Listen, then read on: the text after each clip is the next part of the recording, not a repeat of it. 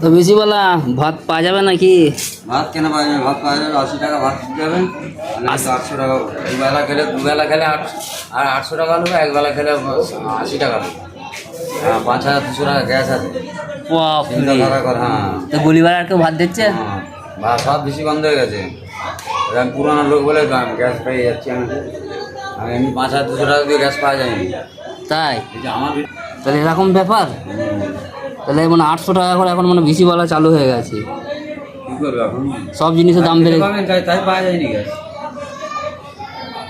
বলো পাচ্ছিলে? দিনে কটা গ্যাস লাগে? আমার 5টা লাগে সব। সপ্তাহে 5টা লাগে, তো কত করে? 1,000 গ্যাস তোলা আছে। 25,000 টাকার গ্যাস তুলেছো? হুম, তোমার তো মনে হচ্ছে প্রচুর কলজে জান আছে গো। 2,000 গ্যাস তোলা আছে। এখন কোনো গলিবাড়ার বেশি থেকেও ভাত দিচ্ছে না আর। কেউ দিবেন কোথা পাবে?